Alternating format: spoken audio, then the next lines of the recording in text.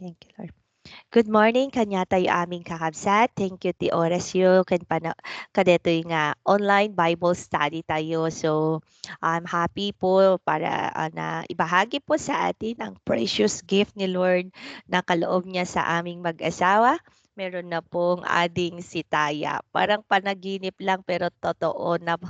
And dun ko po nakita na, Lord, ang plano ng tao, yung plano ng Diyos ay mas mataas, no? His thoughts, His plans are higher than our plans. May man nagplaplano tayo sa buhay natin, pero ang Panginoon ang the best na magplan sa ating buhay. Kaya praise God for this na kaganapan sa aming buhay and we're so excited. And noong una, hindi po makapag-sink in pala sa akin, parang panaginip lang o buntis ba talaga ako? Parang nakahang, hindi pa, pero now, praise God, nagsisink in na I believe God works all together for our good. Lalo na po kasi na nandyan po yung momentum namin sa church, yung ministry, yung mga isinimulan namin, lahat. Eh, kumbaga nakabuelta kami na. Pero itong pangyayaring ito, I believe na yung work, yung ministries, hindi po nakadepend sa akin, pero nakadepend sa power of God. God will show to us na He will be the one to work sa ating mga ministries po. Hallelujah. So, thank you Lord sa ating pagsisimula. Hinihiling ko kay Ma'am Cecil, pwede po tayong i-lead sa opening prayer. Thank you Lord. Thank you Lord. Thank you Lord. Thank you, praise Lord, for this wonderful day. Yes Thank Lord. you namin itong Yes Lord.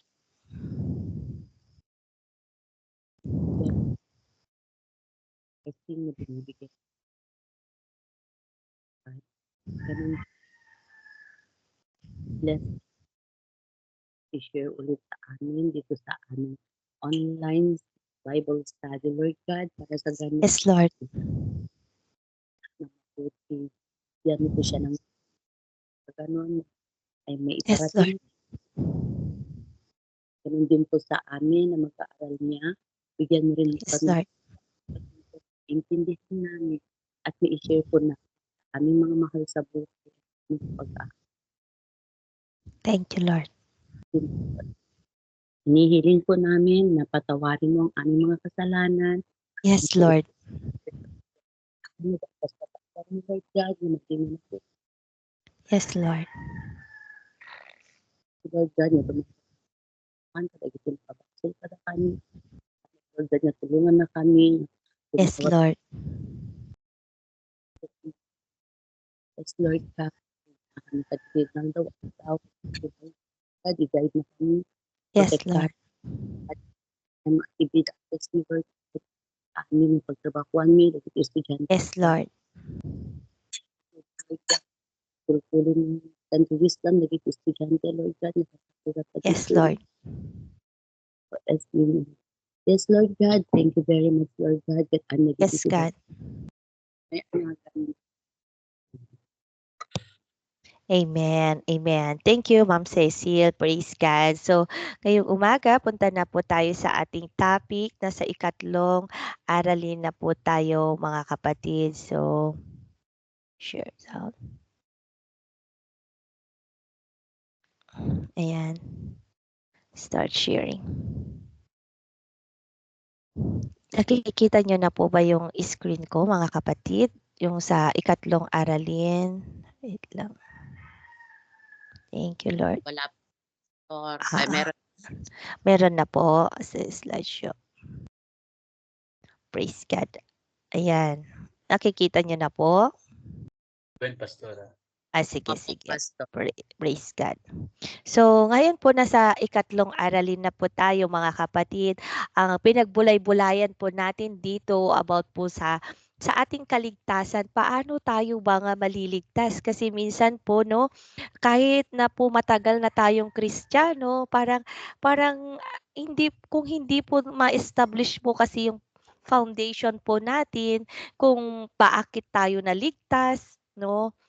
ano ang dahilan kung bakit nahiwalay ang tao sa Diyos. Kung hindi po may pasagap-sap ti puso tayo dijay, kaya po ito po yung nagdudulot na kahit matagal ng Kristiyano, hindi pa rin siya makawala sa pagkakasala, kumbaga ay yung pagbuhay kasalanan. Kumbaga parang kahit ilang years na pong nagpupunta sa church ang isang nagsasabing mananampalataya, pero kung hindi niya maunawaan ito, 'di ba inaral po natin sa mga previous aralin natin na ang taong nagpapatuloy sa kasalanan ay hindi talaga nakakakilala sa Panginoon. Kaya po dito pa lang sa mga aralin nating ito, apat na nating aralin, no, ito yung follow up dun sa one verse evangelism natin. Dito pa lang makikita nawa yung transformation ng isang tao na tumanggap talaga sa Panginoon. Amen po ba? Maliwanag po ba na ang taong nakakakilala sa Panginoon, automatic po, no? May transformation po sa kanyang buhay. Amen po? So, sa ating ikatlong aralin po, mga kapatid, thank you, Lord. Dito po, sino ang magbabayad ng kasalanan? I-emphasize ko po dito about sino.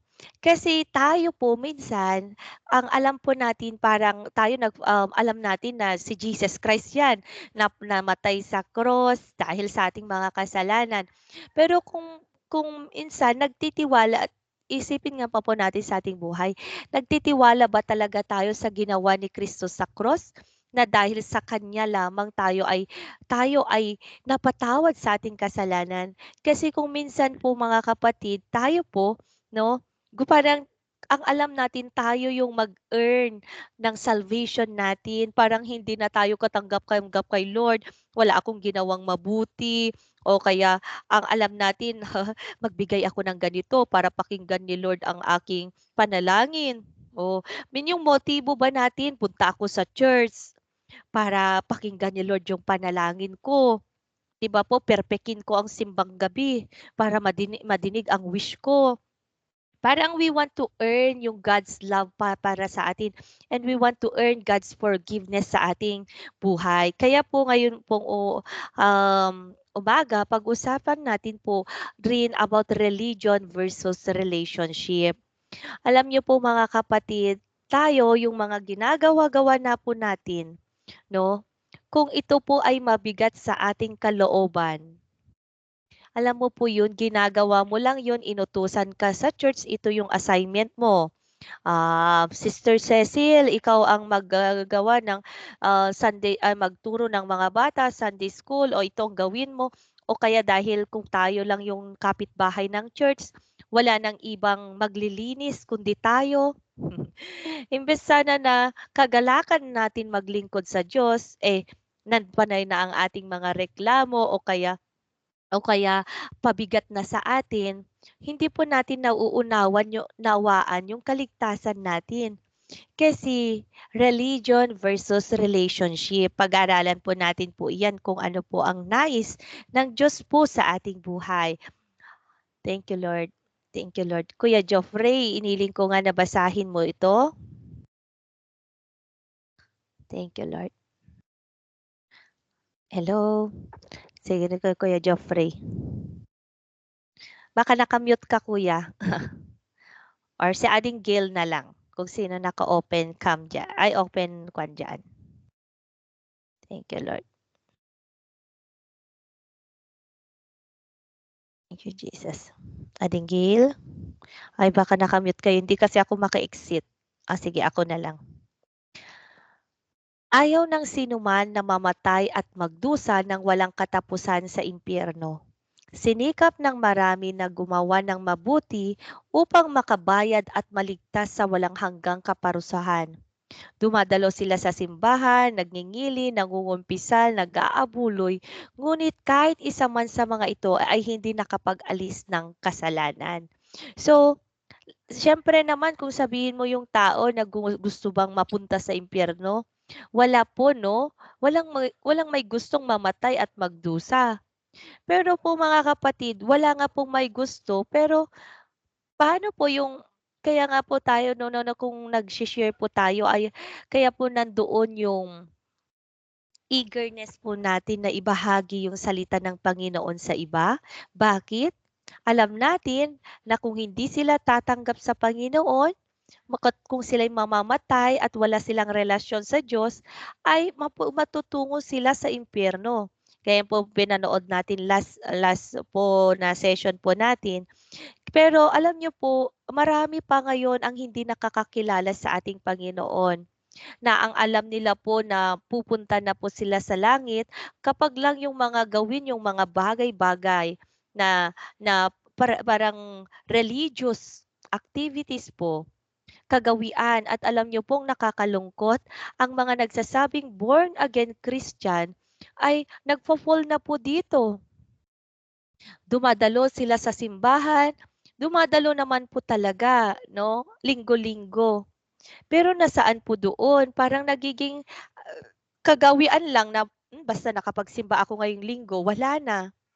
Alam niyo po, marami po sa atin ang ganyan po mga kapatid na kahit nagclaim na born again Christian, kontento na lang po sila na basta nagsimba ako ngayong linggong ito. Wala na pong pakialam sa church, gawain sa church, wala na din pong heart na kahit man lang mag-imbita o kaya magbahagi o yung pamumuhay po ay wala lang. Alam niyo po mga kapatid, dito sa ating pag-aaral, ang isang kasalanan ay hindi lang po yung paggawa ng masama o yung mga hindi natin pagsunod sa 10 Commandments, kundi ang kasalanan ay kapag binabalewala natin ang Diyos. Kaya po dito, hindi po maliligtas ang isang tao dahil lang po pagdalo ng simbahan. Nag-o-offering naman ako, 'no? O hindi naman ako ano 'no, sabi dito nagjo-join din ako minsan-minsan ng Bible study. Alam niyo po, nakakalungkot sa kapanahunan natin po ngayon dahil po iilan na lang po sa atin talaga, 'no? Yung alam niyo po yung talagang devoted na na makidalo sa ating mga prayer meeting o gawaing para sa Panginoon. Pero alam niyo po mga kapatid, 'no, sa atin naman pong nagjo-join o nagdadalo ng gano'n, dapat po bukal sa puso, hindi lang dahil sinabi ni pastor o nahihiya po tayo. Religion versus relationship. Thank you, Lord. Hindi mo mababayaran ang iyong kasalanan. Ang ginagawang pagpapakabuti ng tao ay hindi makapag-alis ng kanyang kasalanan, sapagkat ito ay isa lamang maruming basahan sa harapan ng Diyos. Bakit anong ine-emphasize dito, hindi na ba, hindi na ba mahalaga pastor ang mga mabubuting gawa? Yung mga mabubuting gawa natin ay iyon ay bunga ng ating kaligtasan. Pero hindi po tayo gumagawa ng mabuti para bayaran ang ating kasalanan. Maliwanag po iyon mga kapatid? Thank you Lord. Andiyan pa kayo, maliwanag ba yun? Na tayo po, gumagawa tayo ng mga kabutihan, bunga na lamang yun. Kasi yung dahil na sa ating relasyon sa Panginoon. Kumbaga, hindi ko na sasabihin pa si Kuya Jopre na, "Oh, Kuya Jopre, tulong ka sa church, oh, ito, paggamit ka dito." Hindi na po, bakit minsan tayo po na parang iutos-utos po natin. Napakahirap po sa isang pastor yung mag-utos-utos. 'No? O kaya alam mo yun na ang isang mananampalataya hindi na lamang po nakaupo sa church. Alam mo yun, kapag totoo yung relasyon mo sa Diyos, tinitignan mo paano yung bunga na lang po, automatic yun. Kahit hindi po sabihin yun, alam mo yun, kasi may banal na espiritu nagko-convict sa'yo. Pero sa kabaliktaran, hindi ka gumagawa nito para lang sagutin ni Lord yung panalangin mo o kaya patawarin ako ng Diyos sa aking kasalanan. Ang point dito, mga kapatid, hindi natin kayang bayaran ang ating mga kasalanan. Isaiah 64:6. Thank you, Lord. Kuya Joffrey, pabasa nga. Narinig ko yung boses mo. Nalabuti pa nagkita pastora. Sorry. Okay. Thank you, Lord. Ang kumakwanti Tira-tira na 'to babasit, pastora. Sige Kuya Jeffrey, okay lang. Ading Gail, nandyan ka? Si Ma'am Cecil medyo choppy kasi kanina dun sa kanya. Sige. Isaiah 64:6, lahat tayo'y naging marumi sa harapan ng Diyos. Ang mabubuting gawa natin maruruming basahan ang katulad. Nalanta na tayong lahat gaya ng mga dahon. Tinatangay tayo ng malakas na hangin ng ating kasamaan. Lahat po yan po mga kapatid, walang exempted, no? Lahat tayo ay naging marupi sa harapan ng Diyos. Alam niyo po sa yung pagngilay-ngilay natin itong salita ng Diyos, para alam niyo po na ako na nagtuturo sa atin na Lord, wala akong maipagmamalaki sa iyo. Yung application ba sa ating buhay? Na nakikita ko yung karumihan ko, lahat ng aking mga kasalanan at sobra tayo na ma-appreciate nawan natin yung ginawa ng Panginoong Hesus sa atin. 'Di ba? Tayo ay nahiwalay sa Diyos na kahit ano pang galing natin sa secular, sa school or ano pa man narating natin sa buhay, sa harapan ng Diyos, no? Tayo po noon nung wala po si Kristo sa ating buhay, tayo lahat marumi. No, tayo po lahat ay nahiwalay sa Diyos. Kaya po mga kapatid, dito po natin na ma-appreciate nawa yung ginawa ni Kristo sa ating buhay, na siya ang nagbayad ng ating kasalanan. Kaya this Christmas, no, let us take time, hindi lang po yung maghanda-handa o magregalo, pero nawa na Lord, meron tayo yung alam mong encounter with Jesus talaga. Salamat Lord, ikaw yung center ng Christmas na ito. Alam mo yun, ipagdiwang natin si Kristo, yung ginawa ng Panginoon, yung pag-ibig ng Diyos sa sa atin. Kinaloob niya ang bugtong niyang anak. Minsan ang center of Christmas nasa handaan na po, nasa family gathering, no, reunion. Pero si Jesus nga parang naisasantabi po eh. Parang ginagamit na lang tong okasyon na ito para sa ating personal. Pero nawa po this Christmas po, may we have that this na take this moment na alam niyo yun, to worship God deeply, yung sincerely. Patapos na po tayo ng 2024 mga kapatid. Sabi dito, baka hindi nyo mabasa yan. Hindi ka ililigtas ng pagiging relihiyoso at mabuting gawa mo. Kailangan mong makilala at magkaroon ng relasyon sa Panginoon. Inuulit ko, hindi ka ililigtas ng pagiging relihiyoso at mabuting gawa mo. Kailangan mong makilala at magkaroon ng relasyon sa Panginoon. Totoo po ito. Ang katanungan po natin ngayon sa araw na ito, meron ba tayong relasyon sa Panginoon? O lahat ng ating ginagawa ay pagiging reliyoso lang? Alam mo yon, yung paggawa din kasi ng mabuti para just to feel good. Alam mo yon? Nagbigay ka nito, nakapagbigay na ako. Parang alam mo yun, nagpo-points ka kay Lord. O Lord, nagbigay ako.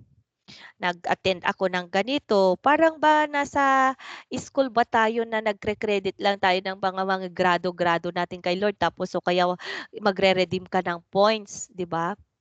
May points na ako, nakailang points na ako, Lord. Alam niyo po mga kapatid, hindi po ganun ang relasyon. No? Nagbibilangan kung ano yung ginawa mo sa taong ito, no? Parang example ba kung mag-asawa o pinagluto kita o ganito ang kinuto ko isumbat mo lahat yung ginawa mo. Hindi po ganoon. Minsan po tayo mga kapatid, relationship, no? Ang relationship parang sa mag-asawa, you are always thinking yung asawa mo, yung mahal o kaya hindi lang asawa sa anak mo. No? Kahit saan ka nakatrabaho ka, iniisip mo, kumusta na kaya siya, kumain na siya, o ganito. And you are doing everything. Hindi mabigat sa iyo yung mga ginagawa mo, nai-inspired ka pa nga na magtrabaho. Kasi alam mo na yung sasahurin mo, ibibigay mo sa pamilya mo. Masaya ka na ibibigay yung kaloob mo sa kanila. Gusto mo silang makasama. Hindi po ba na ganun ang isang magandang relasyon, yung nananabik ka? Na magkita kayo, no? Sabik na sabik ka. Alam niyo po si Dondon, nung kahapon po, Alcala po yun, malayo po yung Sabagao. Pumunta siya. Mamaya, pagkarating niya doon, sabi ni COP, gabi na po, pwede nang umuwi na yung mga ma-interview bukas. Kararating niya doon. Alam niyo po mga kapatid, kahit gabing-gabi uuwi yan. Sabi niya, sayang yung isang gabi na makasama ko yung pamilya ko. Grabe na parang pagod na siya, umuwi pala siya gabing-gabi. Alam niyo po kapag relasyon yung pinag-uusapan natin, hindi po burden yung lahat ng ginagawa, but we are doing all things out of love. Kaya po mga kapatid ko, nakakatandaan natin 'no, pagbulay-bulayan natin. Ano bang meron ako, relasyon o kaya relihiyon? Alam niyo, hindi po nalulugod ang Diyos kapag relihiyon ang meron sa atin. Ang tatandaan natin na ang kaligtasan ay isang kaloob ng Diyos. Ang purpose ng ating online Bible study po dito sa atin, alam ko na narinig na natin 'tong mga salitang ito, pero ma-appreciate nawa natin na, "I don't deserve anything Lord, but you gave us your only son." Alam mo maiyak ka, Alam niyo po mga kapatid, yung puwede naman na sana akong mag-stop muna mag-online BS, pero sabi ko, "Lord, ipagpapatuloy ko pa rin." Kahit po ngayon na ako po ay buntis. Kasi sabi ko nung nasa conference ako, "I'll give my life to you Lord." Inaalay ko po yung buhay ko na maglingkod po sa'yo. Kasi nabuksan ang aking kaisipan. Sa buhay na ito maiksi lamang po. Hindi natin alam kung ano ang kinabukasan natin, ano ang buhay natin sa makalawa sa isang taon. Ito nga hindi ko rin nga po alam na itong magiging buhay ko ngayon na mayroon pala akong pinaglilihi, 'di ba? May baby sa sinapupunan ko. Pero alam niyo po mga kapatid, sa pang-araw-araw po natin, nawa po natin na nandoon yung gratefulness natin na tayo ay linigtas ng Panginoon at may buhay tayong walang hanggan. Sapagkat dahil sa kagandaang loob ng Diyos ay naligtas sa pamamagitan kayo ay naligtas sa pamamagitan ng pananampalataya. Ang kaligtasang ito ay kaloob ng Diyos at hindi sa pamamagitan ng inyong sarili. Tatandaan natin na it's all about God, it's not about us. Minsan kung makagawa na tayo ng mga kamalian, tayo ay tumatalikod na sa Panginoon, sinasabi natin hindi na ako karapat-dapat sa Panginoon. Talaga naman hindi tayo karapat-dapat, 'no? Malayo na ang gawin lang natin magpakumbaba tayo sa Diyos at, Lord, 'no, nananampalataya ako sa iyo sa ginawa mo sa cross sa akin. You love me this much. Kaya po mga kapatid, 'no, sa Tito 3 verse 5 to 8, iniligtas niya tayo hindi dahil sa ating mabubuting gawa, kundi dahil sa kanyang habag sa atin. Kakatandaan natin, hindi ka naligtas dahil sa iyong mga contribution.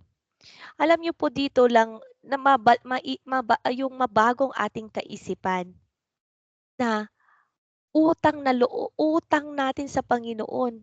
Wala tayong may pagmamalaki kung sino man tayo ngayon. Dahil sa kanyang habag sa atin tayo ay naligtas. Kaya po ito, maiiwasan po natin nawa, yung application po dito, yung mag-judge sa mga taong hindi pa nakakakilala sa Panginoon. Kung mayroon kang kaibigan, kapamilya, na ang sama-sama ng ugali, parang sabi mo, deserve niya talaga mapunta sa impyerno. Wag po gano'n.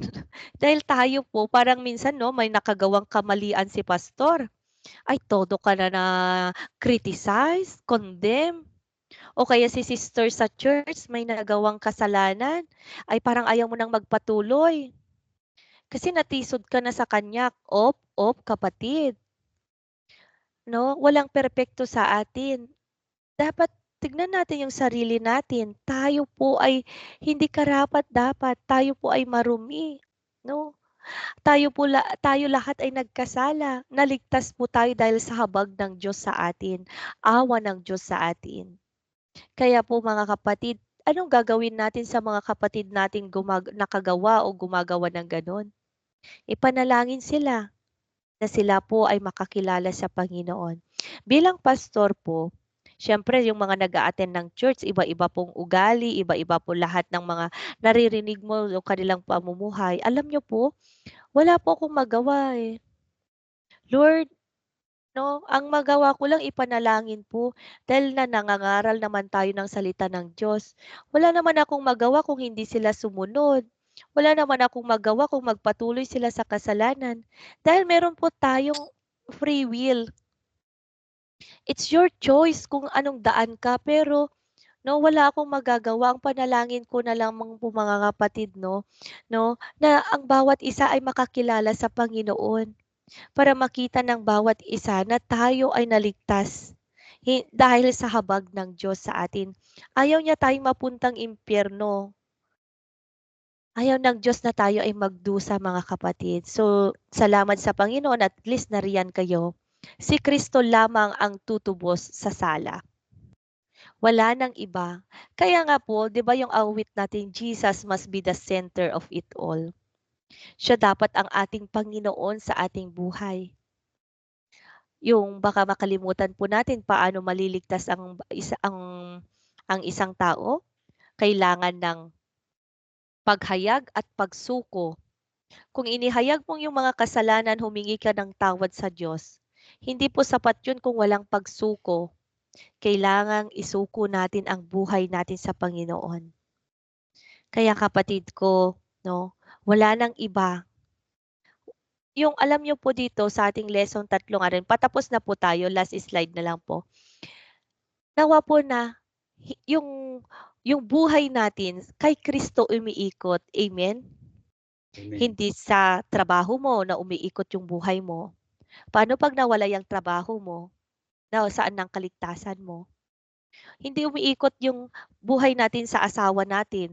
Dahil kung dumating na pagkakataon, hindi naman yan perpekto. O kaya, nakagawa ng hindi yung pagkakaunawaan. Hindi, depressed, frustrated na tayo. O kaya sa pera. Kung ginagawa mong Diyos ang pera mo kasi sa pera umiikot.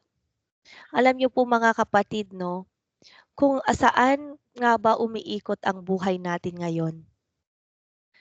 Alam niyo po, walang kapayapaan kung ang buhay natin umiikot sa ang pino-point out ko doon, yun yung mga nangunguna sa ating buhay. Kung nangunguna ang ating trabaho, relasyon, mga pera, gawain, anumang bagay. Pakakatandaan natin, si Kristo lamang, utang natin ang buhay natin sa Kanya. Sabi nga, if you have Jesus, you have everything. If you don't have Jesus, no, you have nothing. Kaya saan ka pa, no? In Roma 5:8, ngunit ipinadama ng Diyos ang kanyang pag-ibig sa atin nang mamatay si Kristo para sa atin noong tayo'y makasalanan pa. So imaginin mo, God loves us even when we're still sinners. Christ died for us. Yan po yung extent, yan yung ng love ni Lord sa atin. That amazing grace ni Lord. Diyos nagkatawang tao, anak ng Diyos nagkatawang tao. Napunta siya dito sa lupang ito para mamatay. Hindi mag-Facebook, mag-enjoy o magpasya-pasyal, travel around the world. 'Di ba? Ngayon po yan po yung trending. Pleasures of this world o kaya mag-aral para maging cum laude, magna cum laude, mag-doktor or ganito, ganyan. Hindi ko naman sinasabing hindi na hindi na po mali na po na abutin ang mga bagay na yun. Pero may purpose po ba? Si Jesus Christ po may purpose po siya nung narito po siya sa lupa. Pinakita niyang pag-ibig para tayo ay maligtas sa ating mga kasalanan. Hindi tayo mapunta sa impyerno. Tayo po, kumusta ang buhay natin? Nabubuhay lamang ba tayo dito sa lupa para abutin yung mga nais natin sa mundong ito? Alam niyo po mga kapatid, walang purpose kung yung pansarili lang natin ang nais nating abutin. Araw-araw po, oportunidad na bigay ni Lord sa atin 'yan upang tayo po mga kapatid 'no, ang buhay natin ay gamitin ng Diyos para rin ang mga iba ay maligtas. Ito po ang atin na pagbulay-bulayan, dito na po at tayo magtatapos. Gayon na lamang ang pag-ibig ng Diyos sa atin. Paano naman natin maipadama ang pag-ibig natin sa Kanya? Kung gano'n tayo kamahal ng ating Panginoon, 'no? Kung gano'n tayo kamahal ng ating Panginoon mga kapatid, ikaw naman ngayon patanungin ko, kumusta ang ating pagmamahal sa Diyos? 'No, kumusta po ang ating pagmamahal sa Panginoon? Paano naman natin maipapadama sa Panginoon ang ating pag-ibig sa Kanya kung lahat ay utang natin sa Kanya? So, sa ating pagtatapos, si Kuya Joffrey nga, ay ito nga ang pasagot, Kuya Joffrey. Paano mo naman maipadama ang pag-ibig mo sa Panginoon? Ay, ito na po tayo, 'no? Kung ang Diyos ipinadama niya ang pag-ibig niya sa atin, 'no, at binigay niya ang kanyang bugtong na anak sa atin, paano mo naman maipapadama ang pag-ibig mo sa Diyos, kuya? Si Kuya Joffrey. Sa akin, Pastora, naririnig mo ako, naririnig niyo ako, Oo, mga kapatid. oo, oo, kuya. Siguro, Pastora, yung pagsuko ng lahat-lahat ng buhay sa Panginoon. Tapos, Amen. Pastora, pasensya na po, Oh, kasi hindi hindi, ko okay lang. ako naluluha, hindi ko po alam. Oo, Kwan po sa akin siguro, Pastora, yung Ecclesiastes 12:13 na iingatan ko ang kanyang mga salita sa aking buhay. amen. Pagsuko ang lahat ko sa Amen. Jesus, Pastora, yung Amen. yung pagsunod sa kanyang kalooban, alamin yung Amen. kanyang kalooban, dahil siya yung kaligtasan, kung Amen. paano ang halaga at sundin ang kanyang kalooban. Siguro, Pastora, yun po yun, Amen. Alam mo, talagang tamang-tama ang sinabi ni Kuya Joffrey. Yung pagsuko ng buhay natin sa Kanya. Na hindi na yung nais natin ang maganap, kundi yung ang kalooban ng Diyos ang maganap sa ating buhay. Amen po ba? Alam niyo po mga kapatid 'no, yung pakakatandaan natin, araw-araw wala tayong may pagmamalaki sa Diyos. Hindi nga natin alam kung sabi ko nga lagi mong isa-isip-isip, paano kung darating na ang Panginoon ngayon dahil hindi natin alam ang oras o kapanahunan ang pagdating ni Kristo. Muli, hindi na bilang baby kundi hari ng mga hari. Naka-ready na po kaya tayo? Makita kaya ng Diyos na tayo ay mga faithful na servants niya? Isang kisap mata lang, no, mararapture po tayo kung tayo ay mananampalataya. Kaya po mga kapatid ko na nandito na aking kasama, nawa po na, alam mo yun, i-establish natin yung relationship natin kay Lord. Not religion, but every day, yung relationship natin kay Lord, isinasaalang-alang natin. Na lahat nawa ng ating mga ginagawa ay kinalulugdan ng Diyos. And like Abraham, Noah, they walk with God. No, blameless in His sight. Alam niyo po yung maingat silang, alam niyo, or namuhay din silang yung ordinary life, pero kasama nila ang Diyos. Tayo mga kapatid, praise God, no? Sa kapanahunan natin, now December, Emmanuel, the name of Jesus is Emmanuel. God is with us. Nawa po mapuno ang ating puso ng kapayapaan, kagalakan na ang meron sa atin ang Panginoong Hesus natin. Amen? Kaya alam niyo po itong pagbubuntis ko ngayon, salamat sa Panginoon. May kapayapaan sa aking puso. Na Lord, binigay ni Lord ito, siya ang mag-iingat sa aming mag-ina. Amen? Tayo ay manalangin. Lord, maraming salamat po sa iyong mga salita sa umagang ito. Na Lord, utang namin ang lahat sa iyo. Anumang meron kami, Lord, ngayon, lahat ng ito ay iyong biyaya. Lord, maraming salamat sa aming kaligtasan. Na Lord, binayaran mo lahat ng aming mga kasalanan sa cross. Binigay mo ang iyong lahat-lahat para sa amin. Hiniling ko, Lord, na ikaw po ang mangusap sa bawat isa sa amin. Na may bigay din namin ng buong buo ang buhay namin para sa iyo, Panginoon. Na Lord, ayusin mo po ang buhay namin. Kung may mga bagay na hindi pa kami naisusuko, bigyan mo kami ng kakayahan, kapangyarihan para maisuko, Panginoon, ang mga bagay na ito. Kay Lord, kami po ay nagpapakumbaba sa iyong harapan. Tulungan mo po kami, Panginoon. Hiniling namin ang banal mong espiritu na patuloy na mangusap po sa aming buhay. At Lord, gamitin mo ang aming mga buhay para marami pong kaluluwa ang maligtas, Lord. Salamat, Lord. Pagpalain mo po ang mga kapatid kong kasama ko dito sa online Bible study. Sa iyo lahat, O Diyos, ng papurit pagsamba sa pangalan ni Jesus. Amen. Amen. Thank you, Lord. Thank you for joining our online Bible study, mga kapatid. So, sa ating pagtatapos, picture naman tayo, Gail.